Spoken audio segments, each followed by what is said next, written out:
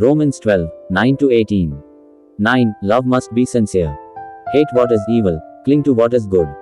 10. Be devoted to one another in love. Honor one another above yourselves.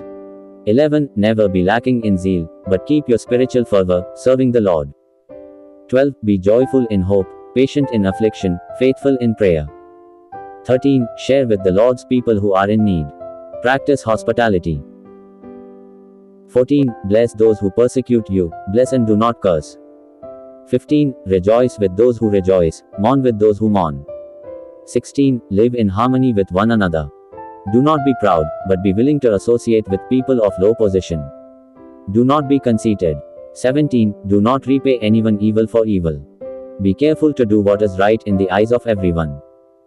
18. If it is possible, as far as it depends on you, live at peace with everyone. Let love be genuine.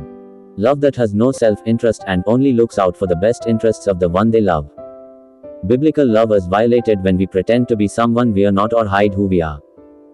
A large portion of what the world refers to be love is selfish and focused on meeting one's own demands rather than the needs of the other. It is our duty to love others more than ourselves, just as God has loved us. Hate all evil. To hate it in all its forms and to hate the evil within us as well as the evil within our neighbor. It's a difficult balancing act to hate the sin and love the sinner, but one way we can show that we truly love someone is by rejecting evil. We detest evil because it has the capacity to destroy the one we love. Joyful in hope, faithful in prayer. Our faith and hope in God are honoring to Him, especially when we rejoice in that hope. According to Paul, we serve God by celebrating hope rather than outcomes. This demonstrates how we are obliged to conduct all of these things with an eye on heaven. This is how we fulfill the commandment of hope, patience, and firm character. Difficult times do not excuse us from abandoning hope, patience, or faithful prayer. Overcome evil with good.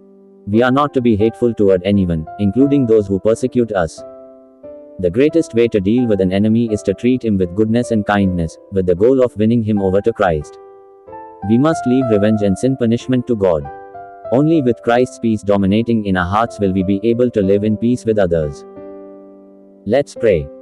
God, we pray for relationships that are marked by genuine love, that we might despise what is wrong and hold fast to what is good. Help us to bless those who persecute us, rather than curse them, and to create a community that rejoices with those who rejoice and weeps with those who cry. Help us to live in harmony with one another, not to be arrogant, and to associate with the lowly. In Jesus' name, we pray. Amen.